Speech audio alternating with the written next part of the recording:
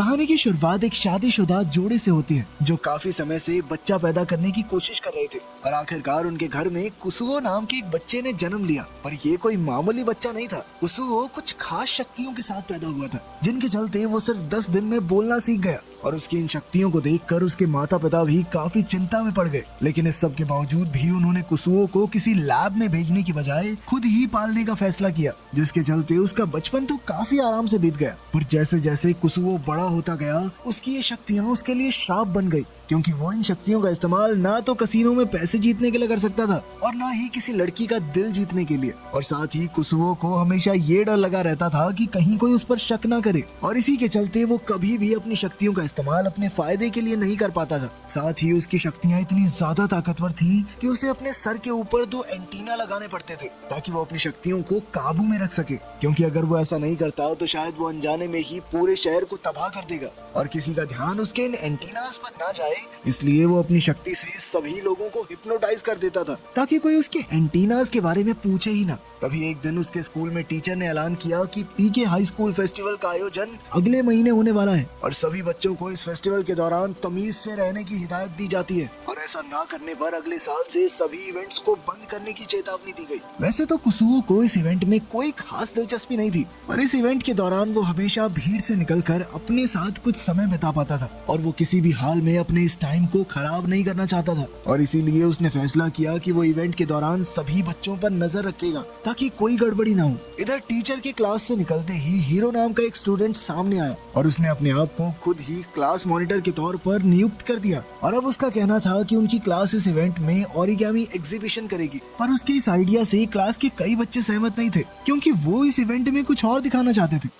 Class खत्म होने के बाद निंडो नाम के एक लड़के ने पीछे से आकर कुसुओ की आंख कवर कर दी, जिसने कुसुओ को काफी हैरान कर दिया। असल में कुसुओ की शक्तियों की वजह से वो किसी भी इंसान का पता 200 मीटर दूर से ही लगा सकता था, पर निंडो एक अजीब सा दिखने वाला लड़का था जिसका दिमाग हमेशा खाली रहता और इसी के चलते वो बार बार कुसुओ तक बड़ी आसानी से पहुंच जाता। और अब वो कुसुओ के साथ स्कूल के एग्जीबिशन के लिए पत्थर ढूंढने जाना चाहता था, जिसमें कुसुओ को कोई दिलचस्पी नहीं थी। लेकिन इससे पहले कि वो निंडो को मना कर पाता तभी शान नाम का एक और अजीब लड़का वहाँ पहुँच गया। असल में शान को लगता था कि डार्क रीयूनियन नाम की एक सीक्रेट सोसाइटी पूरी दुनिया को तबाह करना चाहती है, और ताकि कोई उन सब की बातें न सुन सके इसीलिए वो निंडो और कुसुओ को स्कूल की छत पर ले गया, जहाँ उसने बताया कि उसे ऑर्गेनाइजेशन की तरफ से एक लेटर मिली है जिसमें इवेंट के दौरान स्कूल पर होने वाले हमले के बारे में लिखा हुआ था और अब वो चाहता था कि कुसुओ स्कूल को बचाने में उसकी मदद करे, जिसके लिए कुसुओ तैयार भी हो गया। लेकिन अंदर ही अंदर वो ये अच्छे से जानता था कि ऐसा कुछ नहीं होने वाला। इवेंट के 1 हफ्ते पहले कुसुओ क्लास में अकेला बैठा था,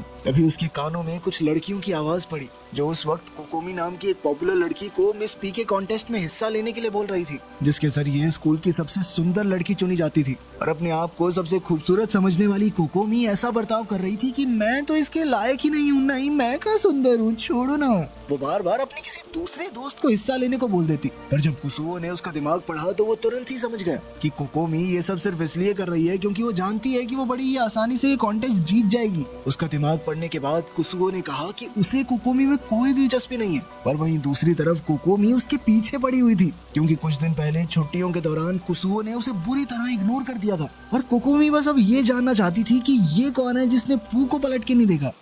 दरअसल एक दिन उसने कुसुओ को हेलो कह दिया था, लेकिन उस पर ज्यादा ध्यान न देते हुए कुसुओ भी उसे छोटा सा हेलो देकर चला गया। और फिर जब अगली बार उसने कुसुओ को हेलो कहा तो इस बार तो कुसुओ ने उसे पूरी तरह अनदेखा कर दिया, जिसके बाद तो कोकोमी को अपनी आंखों पर भरोसा ही नहीं हो रहा था और इसीलिए वो तीसरी बार कुसुओ से मिलने के लिए गई। इस बार उसने कुसुओ को हाथ लगाकर हेलो करने का फैसला किया, पर जैसे ही वो उसे छूने के लिए आगे बढ़ी तो कुसुओ तुरंत ही साइड होकर वहाँ से गायब हो गया। और जब कोकोमी को वो कहीं भी नहीं मिला तो उसे लगने लगा कि शायद ये सब एक भ्रम होगा, और देखते ही देखते वो कुसुओ के बारे में कुछ ज्यादा ही सोचने लगी और फिर प्यार हो गया। उस दिन के बाद से वो कुसुओ के नजदीक आने की हर मुमकिन कोशिश कर रही थी और उसकी हर एक कोशिश बेकार हो जाती। फेस्टिवल की सुबह जब कुसुओ अपने माँ बाप के साथ खाना खा रहा था तभी उसके हाथ से एक ग्लास टूट गया, जो उसकी माँ के मुताबिक एक अपशगुन था। पर कुसुओ को इन बातों पर भरोसा नहीं था और वो चुपचाप अपने स्कूल के लिए निकल गया, जहाँ इवेंट शुरू होने से पहले सारी क्लास सभी पत्थरों को देख रही थी जो बच्चों ने इकट्ठा किए थे। लेकिन उन सभी में सबसे अलग पत्थर एरन का था,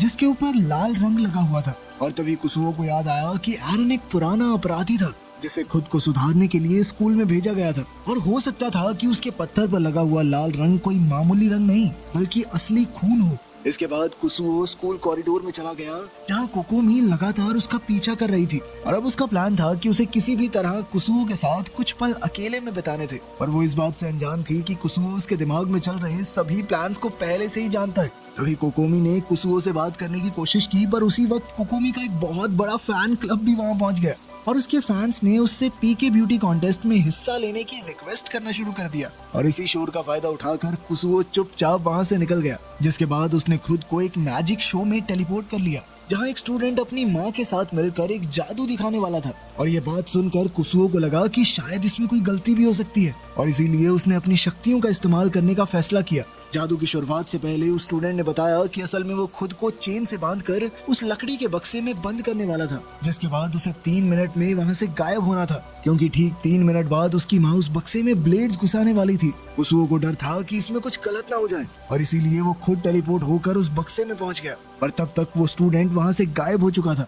पर अब कुसुओ खुद को 10 मिनट से पहले वापस टेलीपोर्ट कर ही नहीं सकता था, जिसका मतलब था कि उसे 10 मिनट तक होने वाले सभी अत्याचारों से बचना होगा। खैर 3 मिनट बाद उस स्टूडेंट की माँ ने उस बक्से में ब्लेड्स घुसाना शुरू कर दिया, जिनसे बचने के लिए कुसुओ को अलग अलग रूप लेने पड़े। और उसकी मुश्किलें यहाँ खत्म होने वाली नहीं थी, क्योंकि तभी उस औरत ने ऐलान किया कि वो उस बक्से को ऊंचाई से फेंक कर तबाह करेंगे। पर जैसे ही वो बक्सा जमीन को छूने वाला था, तभी ऐन वक्त पर कुसुओ ने छलांग मारकर खुद को बचा लिया। पर वो औरत अभी भी रुकने वाली नहीं थी और उसने ऐलान किया कि वो लोग उस बक्से में आग लगाएंगे, जिससे बचने के लिए कुसुओ ने उस बक्से को अंदर से जमा दिया।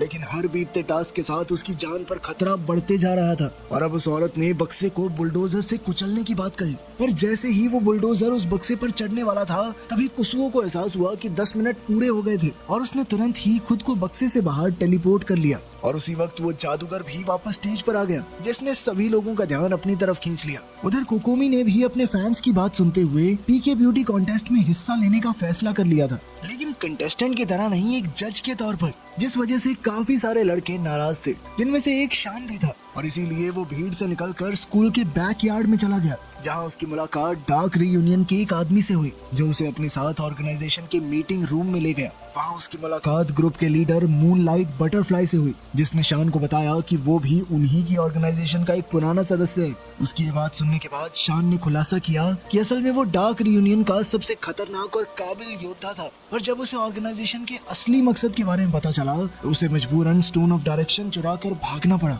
जिसके बाद वो एक खुफिया जादू का इस्तेमाल करके शान के शरीर में घुस गया ताकि कोई उसे पहचान न सके। उसकी पूरी बात सुनकर लीडर ने उसे दोबारा से डार्क रीयूनियन का हिस्सा बनने को कहा, जिसके लिए शान ने साफ इनकार कर दिया। जिसके बाद लीडर ने उसे बताया कि असल में स्कूल के अंदर 7 स्फीयर बॉल मौजूद थी, जिनकी मदद से पूरे डार्क रीयूनियन को तबाह किया जा सकता है और आज वो लोग खास तौर पर इन्हीं बॉल्स को तबाह करने के लिए आए थे। और ये बात सुनते ही शान ने उनसे पहले उन सभी बॉल्स को ढूंढकर तबाह करने का फैसला किया, ताकि डार्क रीयूनियन किसी और को नुकसान न पहुंचा सके।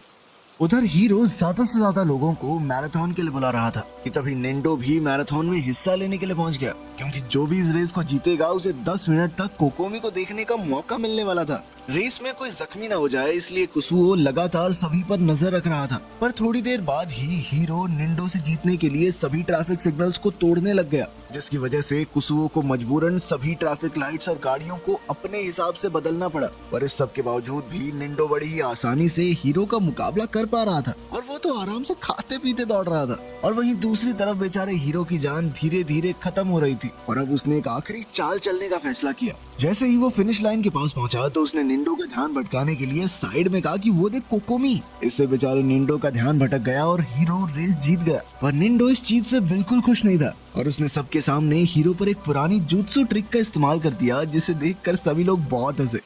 उधर स्कूल में एरन को अपने लॉकर में अपनी पुरानी गैंग की चिट्ठी मिली, जिसमें उन्होंने एरन को स्कूल के पीछे मिलने के लिए बुलाया। पर अब तक एरन काफी बदल चुका था और वो चुपचाप अपने साथियों के आगे से निकल गया। वो लोग उसे पहचान ही नहीं पाए। पर तभी शान 2 बॉल्स लेकर उन लोगों के सामने से गुजरने लगा और तभी उन्होंने शान से पूछा कि क्या वो किसी एरन नाम के लड़के को जानता है, जिस पर शान ने हंसते हुए तुरंत ही एरन की तरफ इशारा कर दिया। जिसके बाद उन गैंगस्टर्स और एरन के बीच में लड़ाई शुरू हो गई। उधर स्कूल में कुसुओ के दिमाग में अब भी इवेंट की टेंशन चल रही थी और इसके बावजूद भी उसे जबरदस्ती कोकोमी के साथ घूमना पड़ रहा था, जो अब उसके साथ हॉन्टेड हाउस जाना चाहती थी ताकि वो डर के मारे उससे चिपक सके। पर तभी निंडो ने भी उनके साथ जाने की बात कही, जिससे कोकोमी का ये चिपका चिपकी वाला प्लान थोड़ा खराब हो गया। हॉन्टेड हाउस में कोकोमी तो बहुत डर रही थी, पर कुसुओ को इस चीज से कोई फर्क नहीं पड़ रहा था क्योंकि वो सभी बच्चों को आराम से देख सकता था। तभी एक बच्चे ने उन्हें डराने की कोशिश की, पर फिर वो निंडो की ठुड्डी देखकर बेहोश हो गया, जिसके बाद उन तीनों ने उस बच्चे का मेकअप खुद पे लगा लिया। हॉन्टेड हाउस से निकलने के बाद निंडो और कुसुओ मुंह धोने के लिए बाथरूम में गए, जहां निंडो ने कुसुओ के चश्मे चुरा लिए, जिस वजह से कुसुओ की एक शक्ति एक्टिवेट हो गई, जिसके चलते वो जिस किसी को भी देखता वो पत्थर का बन जाता। और इसका सबसे पहले असर भी निंडो पर ही हुआ और कुसुओ जानता था कि अब अगले 24 घंटे तक निंडो ऐसा ही रहने वाला है, और इसीलिए उसने निंडो को अपनी क्लास की रॉक एग्जीबिशन में रख दिया, जहाँ सभी लोग इतनी रियलिस्टिक मूर्ति देखकर काफी इम्प्रेस हुए। इसके बाद कुसुओ अपने लिए नए चश्मे ढूंढने में लग गया और इस सब में उसने कई सारे और बच्चों को भी पत्थर का बना दिया। और जब उसे कोई दूसरा चारा नहीं दिखा तो वो चुपचाप जिम के स्टोर रूम में चला गया, जहाँ पहले से ही कोकोमी मौजूद थी। इधर कुसुओ को कुछ भी समझ नहीं आ रहा था और इसीलिए उसने कोकोमी को तुरंत बाहर जाने को कहा। तभी उसे एहसास हुआ कि एरन अभी भी बाहर लड़ रहा है और उसने तुरंत ही खिड़की खोलकर एरन से उसके चश्मे मांगे, जिसके बाद उसने सारे गैंगस्टर्स को भी थोड़ा ठीक करके वहाँ से भगा दिया ताकि टीचर्स को इस बारे में पता न चल सके। इस सब के बाद कुसुओ को लग रहा था कि शायद अब तो मेरी सारी टेंशन खत्म, पर तभी एक बार फिर से कोकोमी उसके सामने आई और अब वो कुसुओ के साथ एक कपल गेम खेलना चाहती थी, जिसके लिए कुसुओ बिल्कुल भी तैयार नहीं था। पर तभी कोकोमी के फैन बॉयज ने वहाँ आकर कुसुओ को धमकाना शुरू कर दिया। अपनी बहन के साथ इतना क्यों घूम रहा तू? हाँ, ज्यादा समय मत बिताया अगर उसके साथ, समझा, वरना गेम कर देंगे तेरी। ये सब देखकर कोकोमी ने उन लड़कों को चुप करवाने की कोशिश की, पर उन सभी ने कुसुओ और कोकोमी का पीछा करना शुरू कर दिया, जिनसे बचने के लिए वो वापस जिम स्टोर में घुस गए और उनके अंदर जाते ही उन फैन बॉयज ने कमरे को बाहर से बंद कर दिया। और कमरे के अंदर पहुंचकर जब कुसुओ ने कोकोमी का दिमाग पढ़ा तो उसे पता चला कि असल में ये सब उसी का प्लान था ताकि वो दोनों एक साथ समय बिता सकें। ऊपर से कोकोमी ने ही मैराथन और एरन की लड़ाई करवाई थी ताकि कुसुओ हर वक्त बिजी रहे और अपने दोस्तों के पास न जाए। ये सब पता चलने के बाद कुसुओ अब उस कमरे से बाहर निकलने का रास्ता ढूंढ ही रहा था कि उधर शान 7 बॉल्स इकट्ठी करने के बाद डार्क रीयूनियन के मीटिंग हॉल में पहुंचा, जो असल में सिर्फ कुछ कोकोमी फैन बॉयज थे।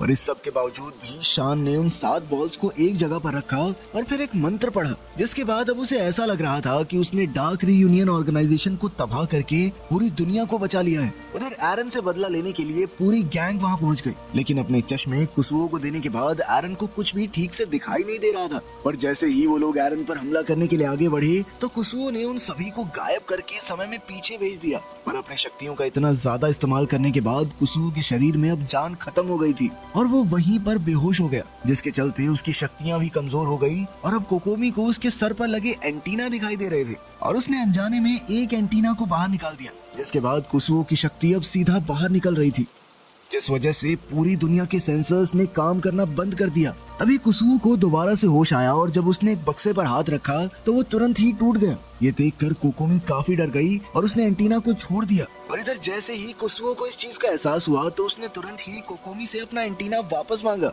लेकिन उसी वक्त कमरे की सारी दीवारें जमने लग गई, जिसे देखते ही कुसुओ समझ गया कि अब वो लोग धरती पर नहीं है। इसीलिए अब वो कोकोमी के बेहोश होने का इंतजार करने लग गया, जिसके तुरंत बाद उसने अपनी शक्ति से एंटीना वापस ढूंढा और उस इमारत को वापस धरती पर ले आया। पर अब उसे समझ नहीं आ रहा था कि वो पूरी दुनिया को ये चीजें कैसे समझाएगा, किसको क्या क्या जवाब देगा। इसीलिए उसने अपनी शक्ति से पूरे एक दिन पीछे जाने का फैसला किया ताकि इस बार वो हर एक फैसला सही तरीके से ले सके। यहीं पर ही अजीबोगरीब कहानी खत्म होती है। कमेंट्स में जरूर बताना कैसी लगी।